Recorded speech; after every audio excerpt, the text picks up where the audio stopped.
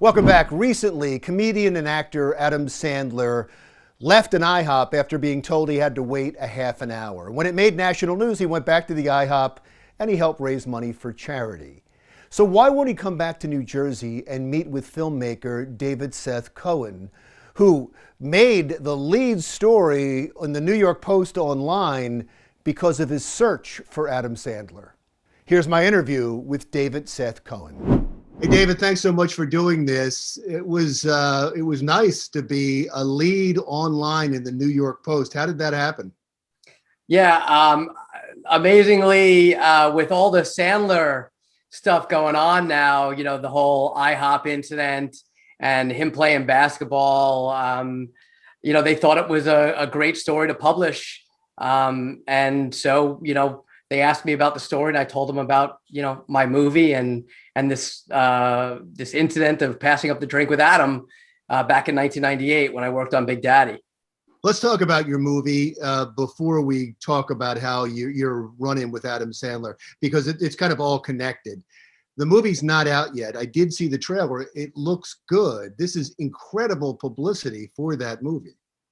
Well, yeah, I mean, listen, obviously the movie's called Finding Sandler. And so obviously the goal is to get Adam Sandler to do it. The story is really that to do what? Get Adam Sandler to do what? To have a drink with me, a drink that I actually passed up back in 1998. Right, you were delivering something to him from the movie set, right? You were delivering something to him, and tell us what happened then. Yeah, so the quick story is I worked for the costume designer. I was a costume PA. The night of the premiere for The Waterboy, which happened to be in Manhattan, Sandler wanted to wear clothing from the set of the movie. And so my boss said, hey, David, deliver these clothes, drop them off at Adam's apartment, give them to the doorman, drive Autumn home. She was another costume PA in my department. Take the car back to the office and you can go home for the night.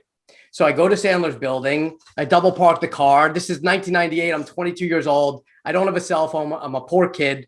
I go into Sandler's apartment building with the clothes. I tell the girl, Autumn, I'll be right back. I give the doorman the clothes and he goes, hey, just bring them up to Adam. So I go, okay, I figured it'd just be a quick drop off and leave. I go up to Sandler's apartment. I knock on the door. From behind the door, I hear, who is it? What do you want? He like started yelling at me like he yells at people in his movies. And I'm like, it's Dave. I'm just a PA here to deliver your clothes for the premiere. And he opens the door. He's got a huge smile on his face. And he's like, hey, man, you want to come in and have a drink? And like right at that moment, I kind of froze for a second. And it was like an angel and devil popping up on my shoulder. The devil starting with, do it, man. He's one of your heroes. Just do it. You know, and then the angel coming in and saying, you can't. You got Autumn in the car. You're double parked and Ellen will fire you. Ellen was my boss. And I basically said, hey, look, I can't.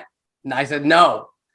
And I ended up leaving and got home that night, told my parents, and my mom was like, what are you, an idiot? You should have left the girl in the car. Should have called a cab or something, you know. But the point was, I didn't have a cell phone. I had no way of reaching her, and I was up in the apartment. The car was double parked, so I you know, I didn't want to. You believe that was a life-changing opportunity that you passed by. I mean, look, I've wanted to be a filmmaker for a good majority of my life, right? So it's like for any tech guy that would have wanted to hang out with Steve Jobs and have the opportunity to talk about their dreams and learn from Steve Jobs, like how he got his start. And, you know, to be able to have that conversation for me would have just been a major impact on my life, because at that point in my career, in my life, Adam Sandler was one of my heroes. I mean, you know, I really looked up to him in so many different ways, besides the fact that he was, you know, an amazing comedian. You know, I loved his early movies, Billy Madison, Happy Gilmore, like those.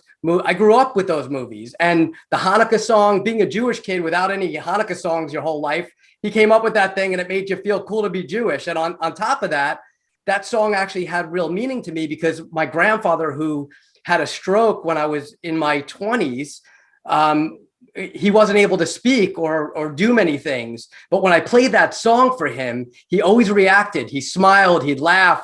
It was like, it was great to see that. So Adam Sandler was a big part of my childhood and in my life. And so it just, I always thought like it would be really cool to hang out with the guy and just to be able to get some advice. The opportunity is right there. Something you've been hoping for is right there. It's laid on your lap and you just pushed it off. You said, no, thank you. And now this film is you trying to make up for what you consider was a great mistake. Yes. So in 2006, I turned 30. And at the time I was a producer at a Catholic TV station. I was living in my grandmother's basement with my girlfriend and my 2 dogs. And when I turned 30, it was just like this revelation that like, I'm not where I want to be in my life at age 30. And all of a sudden I was having these nights where I would toss and turn in bed thinking like, what if I stayed and hung out with Adam Sandler? What if if he liked me, he could have potentially helped me. Who knows, right? My career might've been different. I don't know. And then one night I actually had this dream. And in my dream, I went to California looking for him. And when I woke up, I decided to make a movie about it. And it was going to be called Finding Sandler. And the movie would be about my quest to find Adam and to try and have the drink that I passed up with him back in 1998. And in my dream, I actually found him. Well, in the trailer, at the very end of the trailer, you're talking to Adam Sandler. And it's brilliantly done because you cut it off right there. And I'm sure you don't want to give away what happened because you want people to see the movie. But I'm dying to ask you, did you ever get to have a conversation with Adam Sandler or do we have to wait for the movie? No, I could tell you. I mean, yes, we did have a conversation. Essentially what happened was you saw outside, I was a guy I knew who is like an autograph hunter. I call him a super fan. Used to get celebrity autographs all the time. So he called me and said, hey, Dave, show up at the corner of whatever at so-and-so time. Sandler will be pulling in. You'll have like a minute to pitch whatever you want to him. And that's what you saw where I said, hey, I told him who I was and what I was doing. And he was like, you're the guy making the movie. He had heard about it. Oh, wow. Yeah, I was kind of shocked. The whole thing was a blur while I was going through it. It was just it was so early in the morning. And he basically took me backstage to have a conversation about the film. And at that point, he the way we left it was he told me to send him the movie, that he would take a look at it. We would talk about it and everything would be cool. And since that moment, he never watched the movie. So he hasn't seen any of it. I don't know if he's seen the trailer or what, but unfortunately, he hasn't seen the movie. It just basically went through to his management team and it's kind of been like a roadblock right there, They don't release this, right? I don't think it's about releasing it. I just, the way it was expressed to somebody on our team when the manager had called was basically like, look, if Adam was an up and coming star, this would be great for him, but Adam's a superstar. He doesn't really need it. There's nothing in it for Adam. And that's kind of the answer that we got the last time it was approached. And since then the film's gone through a whole makeover. I mean, now the film has a lot of animation in it. It's a really, in my opinion, I think it's a really good film. It's a fun, kind of lighthearted adventure story about some guy that'll basically do anything to try and have this drink with Adam. And I even tried to sweeten the deal. I was like, we went to Billy Joel and asked him to play the piano if we had the drink. We went to Emerald and asked him to cook appetizers, tried to find Jon Stewart to get him to host this thing. And Mick Foley said he'd body slam me in front of Adam.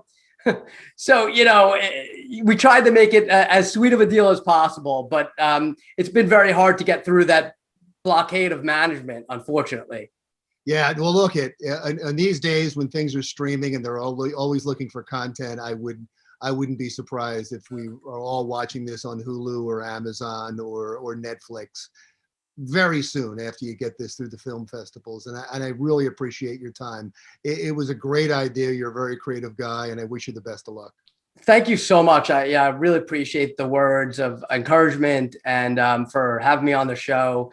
And My grandma used to say before she passed, she used to say, "From God's mouth to your ears, from your ears to God's mouth," or what, quote like that.